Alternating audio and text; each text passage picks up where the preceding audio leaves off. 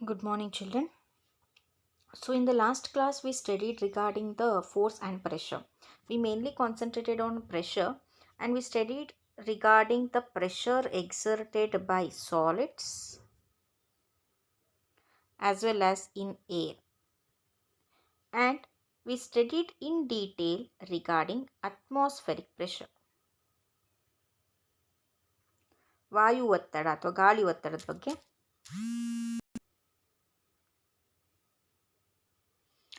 So this is we learn regarding the atmospheric pressure ಅಥವಾ ವಾಯು ಒತ್ತಡದ ಬಗ್ಗೆ ಕಲ್ತ್ವಿ, ಹೌದಾ? So today we are going to discuss in detail regarding the liquid. ಅಂದರೆ ದ್ರವ ಪದಾರ್ಥಗಳು ಹೇಗೆ ಒತ್ತಡ ಹೇರ್ತಾವೋ ಇಲ್ಲೋ ಅದರ ಬಗ್ಗೆ ನಾವು ತಿಳ್ಕೊಳ್ಳೋಣ. So for this we are going to study it by a experiment where we need a glass tube. Okay, the materials we need are glass tube, and glass tube should be having a side tube. This is a glass jar. Okay, glass jar should be having glass jar should be having a side tube like this. Okay, so here it should be open. The glass jar should be having the side tube. Okay, then fill the glass jar with water. Before that, what you should do? In the side tube, to the side tube, you just attach a balloon which is not blown. So ನಾವೇನನ್ನು ತಗೋಬೇಕು? ಒಂದು glass ಜಾರನ್ನು ತಗೋಬೇಕು. ಆ glass jar ಹೇಗಿರಬೇಕಂದ್ರೆ ಅದಕ್ಕೆ ಒಂದು side tube ಥರ ಇರಬೇಕು. So ಆ ಸೈಡ್ ಟ್ಯೂಬಿಗೆ ನಾವು ಊದಲಾರದ ಬಲೂನನ್ನು ಅಟ್ಯಾಚ್ ಮಾಡಬೇಕು, ಹೌದಾ? ಸೊ ಆಫ್ಟರ್ ದಿಸ್ ಈ ರೀತಿ ಅರೇಂಜ್ಮೆಂಟ್ ಆದಮೇಲೆ to the glass tube we should add the water. So glass ಟ್ಯೂಬಿಗೆ ನಾವೇನನ್ನು ಆ್ಯಡ್ ಮಾಡಬೇಕು? ನೀರನ್ನು ಆ್ಯಡ್ ಮಾಡಬೇಕು. Okay, so after adding water here, so what happens? The balloon bulge ಏನಾಗುತ್ತೆ? ಅಲ್ಲಿ ಬಲೂನು ಯಾವುದು ಊದಲಾರದ್ದೇ ಹಾಕಿರ್ತೀವೋ ಅದೇನಾಗುತ್ತೆ? ದೊಡ್ಡದಾಗತ್ತೆ. So what happens here?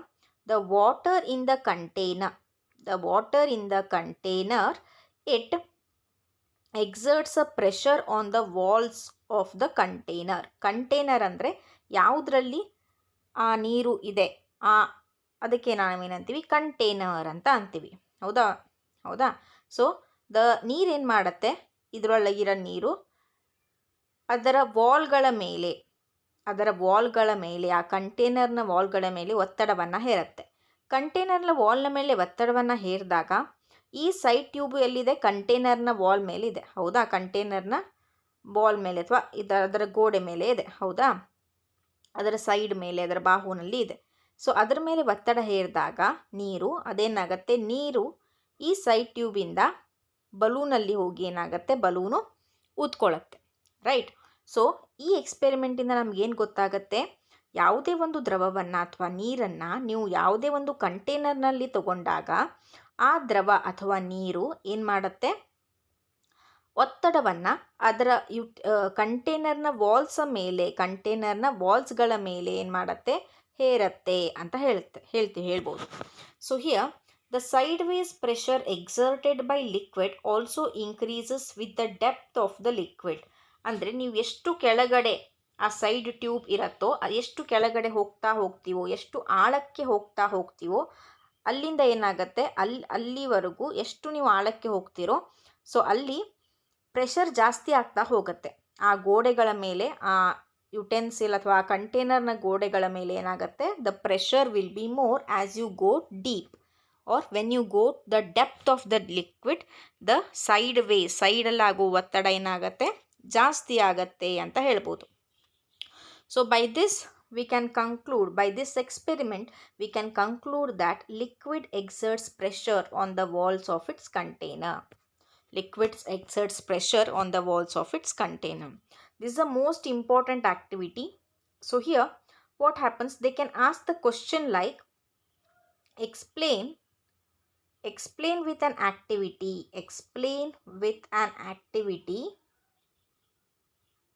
that liquids exerts pressure on the walls of its container. So explain with an activity ಅಥವಾ ಚಟುವಟಿಕೆಯಿಂದ ನಮಗೆ ಏನು ಮಾಡಿ ದ್ರವಗಳು ಅದರ ಸೈಡ್ ವಾಲ್ಸ್ ಮೇಲೆ ಒತ್ತಡವನ್ನು ಹೇರ್ತವೆ ಅಂತ ಎಕ್ಸ್ಪ್ಲೇನ್ ಮಾಡಿ ಅಥವಾ ವಿವರಿಸಿ ಅಂತ ಕೇಳ್ತಾರೆ. ಸೊ ಅವಾಗ ನಾವೇನು ಮಾಡಬೇಕು? The answer should be like this. Answer first one. The first point is materials needed, or you can write ಉಪಕರಣಗಳು, materials needed, side heading. Okay, underline it. So what you want? Glass tube.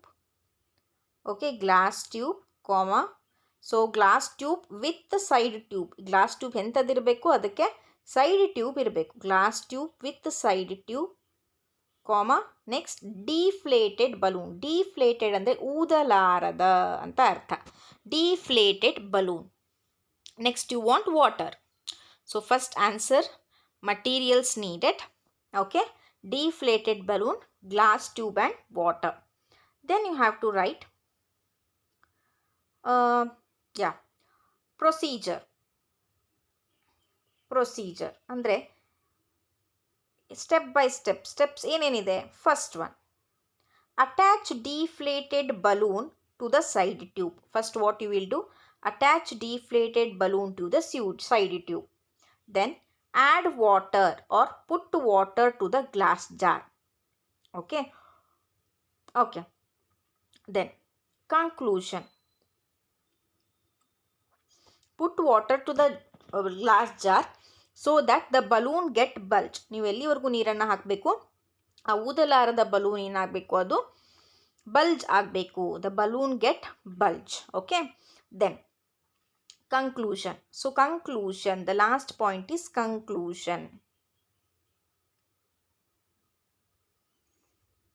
The sideways, this you have to write as a conclusion.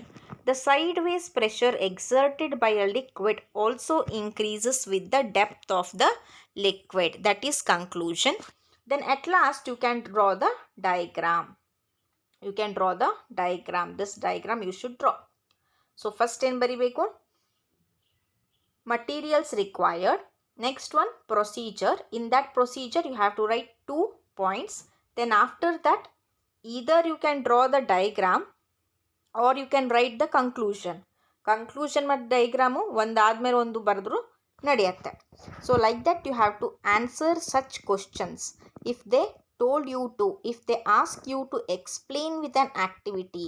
ಅವರು ಚಟುವಟಿಕೆ ಮೂಲಕ ವಿವರಿಸಿ ಅಂತ ಕೇಳಿದಾಗ ನೀವು ಉತ್ತರವನ್ನು ಈ ರೀತಿಯಾಗಿ ಬರೆದ್ರೆ ಅದು ತುಂಬ ಅಟ್ರಾಕ್ಟಿವ್ ಆಗಿರುತ್ತೆ ಮತ್ತು ಟೀಚರ್ಸ್ಗೂ ಫುಲ್ ಮಾರ್ಕ್ಸ್ ಕೊಡುವಂಥ ಮನಸ್ಸು ಬರುತ್ತೆ. Okay, so these are the most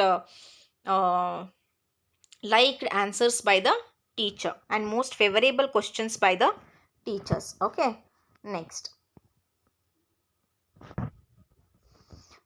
one, liquids exert pressure in all directions.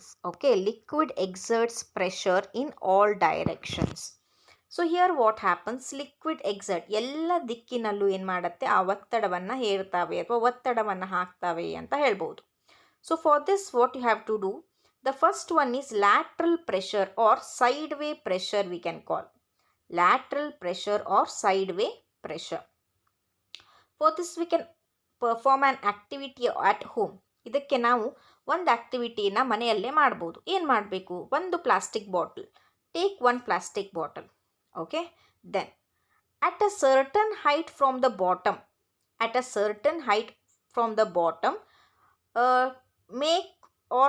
make 2 holes. First make 2 holes opposite to each other. So first ಏನು ಮಾಡಬೇಕು? ಒಂದು ಖಾಲಿ ಬಾಟಲ್, ಪ್ಲಾಸ್ಟಿಕ್ ಬಾಟಲ್ನ ತಗೊಳ್ಳಿ. ಆ ಬಾಟಲ್ನ ಕೆಳಬದಿಯಿಂದ ಮೇಲ್ಗಡೆ ಸ್ವಲ್ಪ ಹೈಟಿಗೆ, ಫಾರ್ ಎಕ್ಸಾಂಪಲ್ ಒಂದು 10 ಸೆಂಟಿಮೀಟರ್ ಕೆಳಬದಿಯಿಂದ ಒಂದು 10 ಸೆಂಟಿಮೀಟರ್ನ ಬಿಟ್ಟು ಎರಡು ವಿರುದ್ಧವಾದ ದಿಕ್ಕಿನಲ್ಲಿ ಹೋಲ್ಗಳನ್ನು ಮಾಡಿ. ಹೋಲ್ಗಳನ್ನು ಹೇಗೆ ಮಾಡಬೇಕು?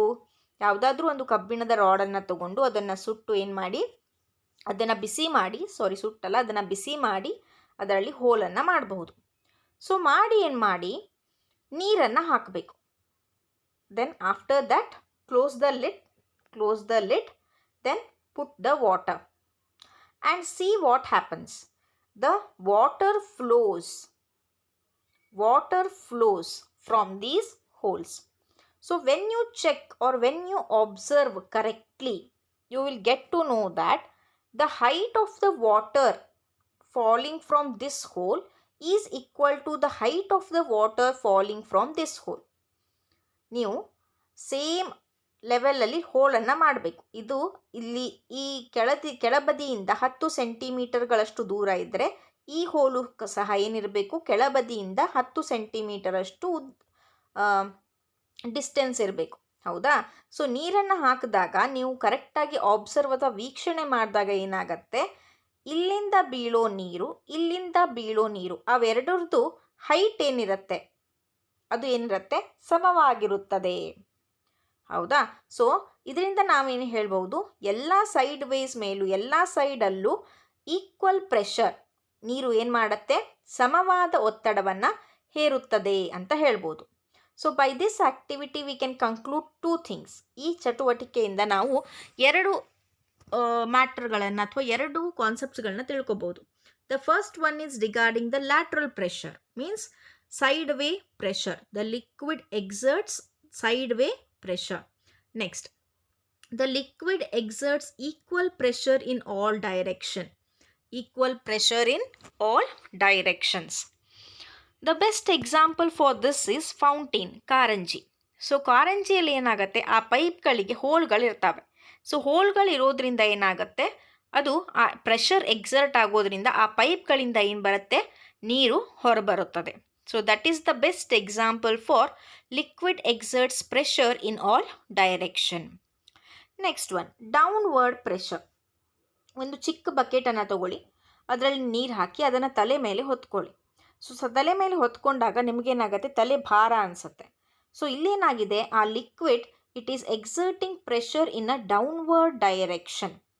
So when you take a small bucket with a water and when you put that bucket or when you hold that bucket on your head, you feel its heaviness on the head.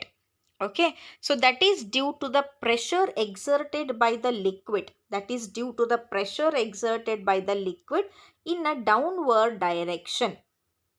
Understood? In a downward direction. Next one, upward pressure. Upward pressure. Take a ball, a playing ball. For example, you can take a plastic ball, for example. Okay, then you take a bucket and fill it with the water. ಒಂದು ಬಕೆಟನ್ನು ತಗೊಳ್ಳಿ, ಅದನ್ನು ಅರ್ಧದಷ್ಟು ಏನು ಮಾಡಿ, ನೀರನ್ನು ತುಂಬಿಸಿ, ಒಂದು plastic ಬಾಲ್ನ ತಗೊಳ್ಳಿ. ಸೊ ಏನು ಮಾಡಿ, ಅದನ್ನು ನೀರಲ್ಲಿ ಹಾಕಿ. ಸೊ ನೀರಲ್ಲಿ ಹಾಕಿದಾಗ ಏನಾಗುತ್ತೆ, ಆ ಪ್ಲಾಸ್ಟಿಕ್ ಬಾಲ್ ಏನಾಗುತ್ತೆ, ತೇಲತ್ತೆ ನೀರ ಮೇಲೆ. ಸೊ ಹೇಗೆ ತೇಲತ್ತೆ ಅದು, that is due to the upward pressure exerted by the liquid. ಇದನ್ನು ನಾವು ಬಯೋಯೆನ್ಸಿ ಅಂತ ಕರಿತೀವಿ. ಅಪ್ವರ್ಡ್ ಪ್ರೆಷರ್ ಅಂತೂ ಹೇಳ್ಬೋದು, ಮತ್ತು ಬಯೋಯೆನ್ಸಿ ಅಂತ ಕರಿತೀವಿ. BUOYANCY.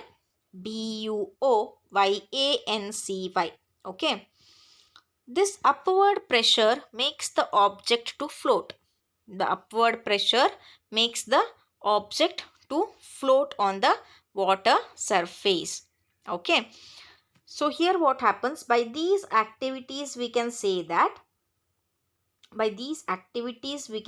that the liquid exerts a pressure on a side walls, liquid exerts a pressure in a downward direction, liquid exerts a pressure in a upward direction. Okay, and all the pressure exerted by the liquid in all direction will be same, or we can say these will be equal. These are same or these will be equal. So this is regarding the liquid exerts pressure in all directions. Next, this we learnt, pressure exerted by gases.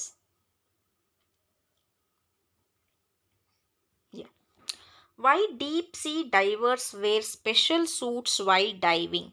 Deep sea divers ಅಂದರೆ ಸಮುದ್ರದಲ್ಲಿ ತುಂಬ ಆಳಕ್ಕೆ ಹೋಗಿ swim ಮಾಡೋರಿಗೆ ಅಥವಾ ವೀಕ್ಷಣೆ ಮಾಡೋರಿಗೆ ಏನಂತಾರೆ, ಡೀಪ್ ಸಿ ಡೈವರ್ಸ್ ಅಂತ ಅಂತಾರೆ. Liquid pressure increases with depth. Liquid pressure increases with depth. So liquid pressure ಏನಾಗುತ್ತೆ, ಎಷ್ಟು ಆಳ ಜಾಸ್ತಿ ಆಗ್ತಾ ಹೋಗುತ್ತೋ ಲಿಕ್ವಿಡ್ ಪ್ರೆಷರ್ ಏನಾಗುತ್ತೆ ಅದು ಜಾಸ್ತಿ ಆಗ್ತಾ ಹೋಗುತ್ತೆ. The diving suits are required to enable diver withstand these pressures and swim comfortably. That's why the divers wear certain diving suits. ಅವ್ರು ನೋಡಿ ನಾರ್ಮಲ್ ಸ್ವಿಮ್ಮಿಂಗ್ ಸೂಟ್ ಹಾಕ್ಕೊಂಡಿಲ್ಲ, ಅವರು ಬೇರೆ ತರಹದ ಬಟ್ಟೆಯನ್ನು ಹಾಕ್ಕೊಂಡಿದ್ದಾರೆ. ಆ ಬಟ್ಟೆಗೆ ಏನಂತ ಅಂತೀವಿ, ಡೈವಿಂಗ್ ಸೂಟ್ಸ್ ಅಂತ ಅಂತೀವಿ. ಆ ಡೈವಿಂಗ್ ಸೂಟ್ಸ್ ಹೇಗೆ ಮಾಡಿರ್ತಾರೆ ಅಂತಂದರೆ, ದೀಸ್ ವಿಲ್ ಎನೇಬಲ್, ಎಷ್ಟೇ ಲಿಕ್ವಿಡಿಂದ ಪ್ರೆಷರ್ ಬಂದರೂ, ಅವ್ರು ಎಷ್ಟೇ ಆಳಕ್ಕೆ ಹೋದರೂ ಆ ಹೊರಗಿನ ವಾತಾವರಣ ಅಥವಾ ಹೊರಗಿನ ನೀರಿನಿಂದ ಅಲ್ಲಿ ಅವರ ಮೇಲೆ ಎಷ್ಟೇ ಒತ್ತಡ ಬಿದ್ದರೂ ಏನಾಗುತ್ತೆ, ಅವರು ತುಂಬ ಸಲೀಸಾಗಿ ಈಜಬಹುದು. ಆ ರೀತಿ ಆ ಡ್ರೆಸ್ಗಳನ್ನು ಅಥವಾ ಅವರ ಬಟ್ಟೆಯನ್ನು ಮಾಡಲ್ಪಟ್ಟಿರ್ತಾರೆ. The diving suits are required to enable diver withstand these pressures and swim comfortably. Hence, deep sea divers wear specially designed suits to protect themselves from high pressure. So ಅದಕ್ಕೆ ಏನು ಮಾಡ್ತಾರೆ, deep sea divorce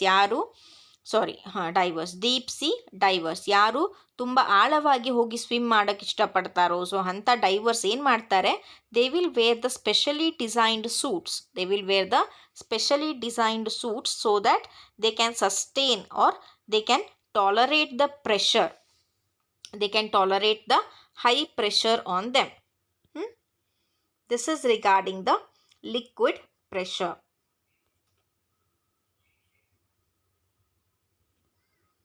This is about this lesson. Okay. Regarding force and pressure, we learned the definition of force. We learned the types of force, then examples of types of force. Then we learned regarding definition of pressure. We learned regarding pressure in solids, liquids and gases. We learned in detail regarding the atmospheric pressure. Then now we will be going to discuss regarding the certain important questions on this lesson. So these questions are referred from a reference book named Lakhmir Singh. Okay. Then very short answer type question. What is the push or a pull on an object known as? So the push or a pull on an object is known as force. The push or a pull on an object is known as force. Then, why do the shape and size of a balloon change when filled with air or water? ಬಲೂನಿಗೆ air ಅಥವಾ ನೀರು ಹಾಕಿದ ಮೇಲೆ ಅದ್ರ shape ಮತ್ತು size ಹೇಗೆ increase ಆಗುತ್ತೆ ಅಥವಾ ಯಾಕೆ ಇನ್ಕ್ರೀಸ್ ಆಗುತ್ತೆ, ಯಾಕೆ ದೊಡ್ಡದಾಗತ್ತೆ ಅಂತ ಕೇಳಿದ್ದಾರೆ. Due to the pressure. The answer will be due to the pressure. Next, name the quantity whose unit is newton. Name the quantity whose unit is newton. ಒಂದು ಕ್ವಾಂಟಿಟಿ ಇದೆ, ಸೊ ಅದರ ಮಾಪನ ಏನಿದೆ, ನ್ಯೂಟನ್ ಇದೆ. So what is the quantity? That is nothing but force. The SI unit of force is newton. Next, when a ball is dropped from a height, its speed increases gradually. Name the force which causes this change in speed. When a ball is dropped from a height. ಒಂದು ಬಾಲನ್ನು ತೊಗೊಂಡಿದ್ದೀರಾ, ನೀವು ಮೇಲ್ಗಡೆ ಮನೆಯಲ್ಲಿ ನಿಂತಿದ್ದೀರಾ. So ಮೇಲ್ಗಡೆ ಮನೆಯಿಂದ ಕೆಳಗಡೆ ಹಾಕ್ತೀರಾ. So ಆ ಕೆಳಗಡೆ ಹೋದಾಗ ಕೆಳಗಡೆ ಯಾವಾಗ ಬೀಳ್ತಾ ಇರುತ್ತೋ ಅವಾಗ ಏನಾಗುತ್ತೆ, ಆ ಬಾಲಿನ ವೇಗ ಜಾಸ್ತಿ ಆಗುತ್ತೆ. ಸೊ ಅವ್ರು ನಮಗೆ ಪ್ರಶ್ನೆ ಏನು ಕೇಳಿದ್ದಾರೆ, ಯಾವ ಫೋರ್ಸ್ ಅಥವಾ ಯಾವ ಬಲದಿಂದ ನೀವು ಕೆಳಗಡೆ ಹಾಕಿರುವಂಥ ಬಾಲಿನ ವೇಗ ಹೆಚ್ಚಾಗುತ್ತದೆ, ಅದು ಯಾವ ಬಲ ಇರಬಹುದು ಅಂತ ಕೇಳಿದ್ದಾರೆ. So the answer will be gravitational force, or we can say ಗುರುತ್ವಾಕರ್ಷಣೆ ಬಲ ಅಂತ ಹೇಳ್ಬಹುದು. It is gravitational force or ಗುರುತ್ವಾಕರ್ಷಣೆ ಬಲ. Gravitational force. Next, what is the unit of force? ಇದೇ ಕ್ವಶನ್ನ ಹೇಗೆ ಕೇಳಿದ್ದಾರೆ ನೋಡಿ. Name the quantity whose unit is newton. Newton ಅನ್ನೋ ಮಾಪನ ಯಾವ ಕ್ವಾಂಟಿಟಿದು? ಅದು ಫೋರ್ಸ್. ಸೊ ಅದನ್ನು ಈ ರೀತಿ ಕೇಳ್ಬಹುದು. What is the unit of force? ಫೋರ್ಸಿನ ಯೂನಿಟ್ ಏನು ಅಂತ ಕೇಳಿದ್ದಾರೆ, ಹೌದಾ? So the unit of force is newton. The unit of force is newton. Give one example where force changes the shape of an object. ಯಾವುದಾದ್ರೂ ಒಂದು ಉದಾಹರಣೆ ಕೊಡಿ, ಎಲ್ಲಿ ಅಂತಂದರೆ it changes the shape of an object. ಬಲವನ್ನು ಪ್ರಯೋಗ ಮಾಡಿದಾಗ ಆ ವಸ್ತುವಿನ ಶೇಪ್ ಅಥವಾ ಆಕಾರ ಚೇಂಜ್ ಆಗತ್ತೆ ಅಂತ ಉದಾಹರಣೆ ಕೊಡಿ ಅಂತ ಹೇಳಿದ್ದಾರೆ, ಹೌದಾ? So give one example where force changes the shape of an object. You can say blowing of balloon. ಬಲೂನ್ನ ಊದಿದಾಗ ಏನಾಗುತ್ತೆ, ಅದು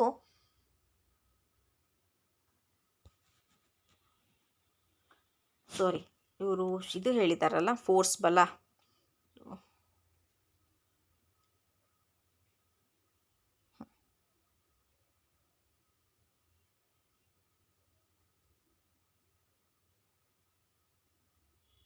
Okay, stretching of rubber band.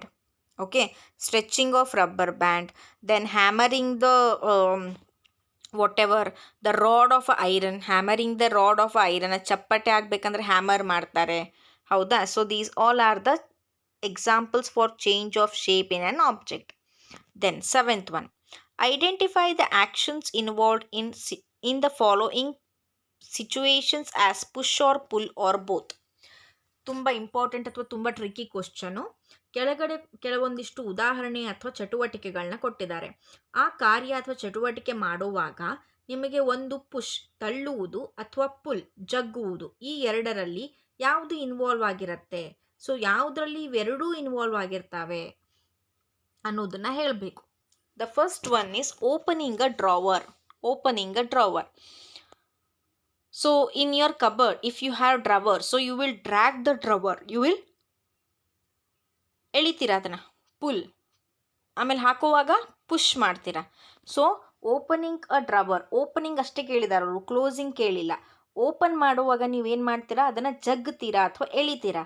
So here what is involve? This is pull. The first one is pull. Then a cricket ball hit by a man, hit by a batsman. Cricket ball, bowler had been bowling ಮಾಡಿದವನು ball ಹಾಕಿದ್ದಾನೆ, batsman ಅದನ್ನು ಹೊಡೆದಿದ್ದಾನೆ.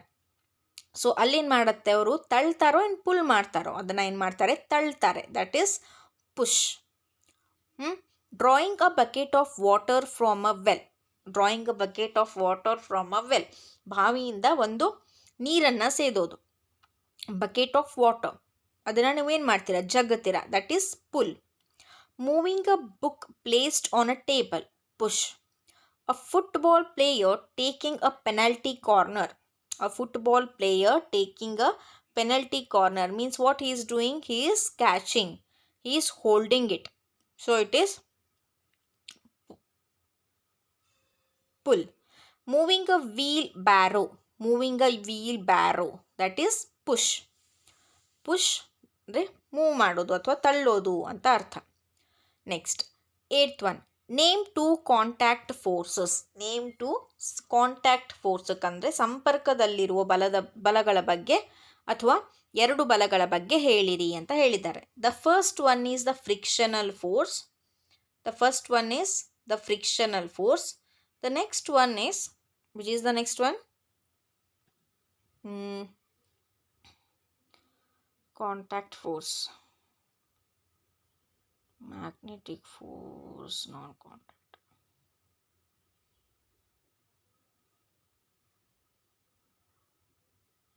Okay, the first one is the muscular force and the second one is the frictional force. So these are the two contact forces. These are the two contact forces.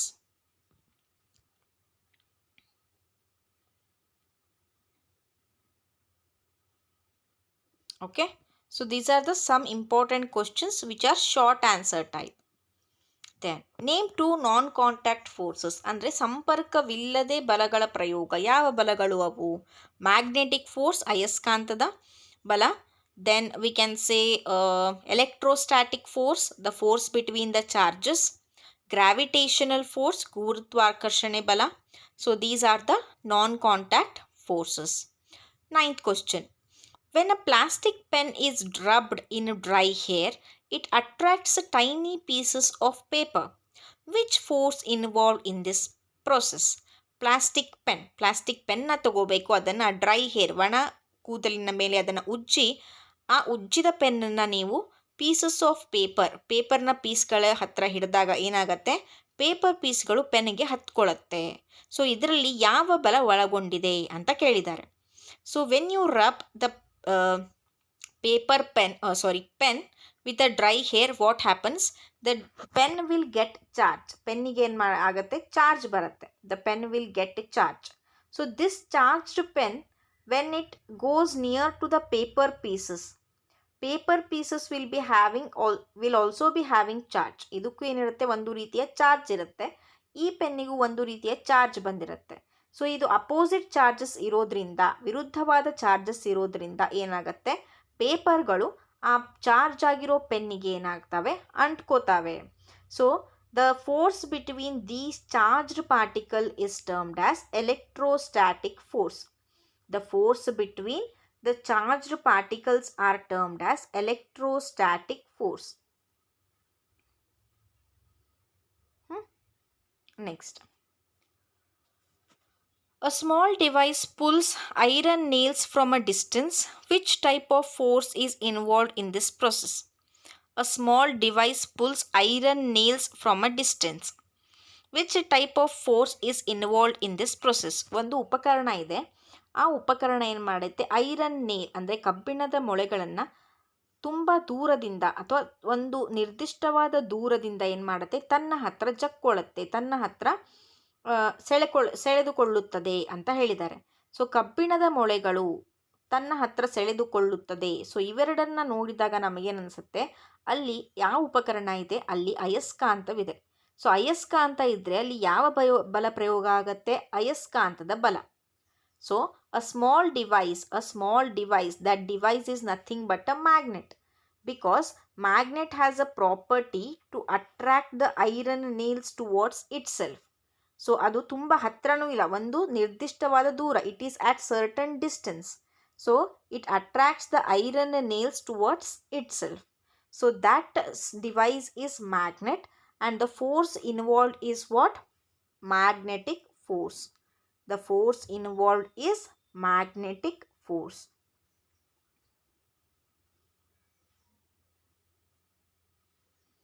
Next. Name the force which always opposes motion. ಈಗ ಒಂದು ವಸ್ತು ಚಲನೆಯಲ್ಲಿದ್ದಾಗ, ಒಂದು ನಿರ್ದಿಷ್ಟವಾದ ಚಲನೆಯಲ್ಲಿದ್ದಾಗ, ಒಂದು ವಸ್ತುವಿನ ಮೇಲೆ ನೀವು ಬಲವನ್ನು ಪ್ರಯೋಗಿಸಿದಾಗ ಅದೇನಾಗುತ್ತೆ, ರೆಸ್ಟಲ್ಲಿ ಇದ್ದು ಚಲನೆಯಲ್ಲಿ ಹೋಗುತ್ತೆ. ಸೊ ಒಂದು ವಸ್ತು ಚಲನೆಯಲ್ಲಿದ್ದಾಗ ಇನ್ನೊಂದು ಬಲವಿದೆ, ಆ ಬಲ ಏನು ಮಾಡುತ್ತೆ, ಆ ಚಲನೆಯನ್ನು ಯಾವಾಗಲೂ ನಿಲ್ಲಿಸೋದಕ್ಕೆ ಪ್ರಯತ್ನ ಮಾಡ್ತಿರುತ್ತೆ. So which is that force which makes or which cuts the motion of an object? That is nothing but a frictional force or ಘರ್ಷಣೆಯ ಬಲ ಅಂತ ಹೇಳ್ಬೋದು.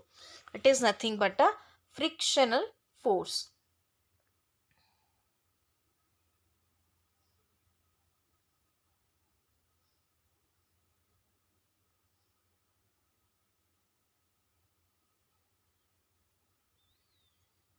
It is a frictional force. Next. Which force makes a rolling ball to stop on its own? ಒಂದು ball ಇದೆ, ಅದು ಉರುಳ್ತಾ ಇದೆ. So ಸ್ವಲ್ಪ ಹೊತ್ತಾದಮೇಲೆ ಏನಾಗುತ್ತೆ, ಆ ಬಾಲು ಉರುಳೋದನ್ನು ನಿಲ್ಲಿಸುತ್ತೆ. Means it comes at rest. So which force makes a rolling ball to stop on its own? That is nothing but a frictional force. That is also a frictional force. ಘರ್ಷಣೆಯ ಬಲದಿಂದ ಏನಾಗುತ್ತೆ, ಉರುಳುವಂತಹ ಬಾಲು ತನ್ನ ಯಥಾಸ್ಥಿತಿಗೆ ಅಥವಾ rest ಸ್ಥಿತಿಗೆ ಬರುತ್ತೆ. Frictional force. An inflated balloon was pressed against a wall after it has been rubbed with a piece of synthetic cloth. It was found that the balloon sticks to the wall. What force might be responsible for the attraction between the balloon and the wall? So what happens here? A balloon, inflated means ಊದಲಾರದ, a balloon has been rubbed. A balloon has been rubbed, okay, to the synthetic cloth. Synthetic ಬಟ್ಟೆ ಮೇಲೆ ಆ ಬಲೂನ್ನ rub ಮಾಡಿದ್ದಾರೆ. So ಬಲೂನ್ನ rub ಮಾಡಿ when it is taken to the wall, when it is when it was found that balloon sticks to the wall.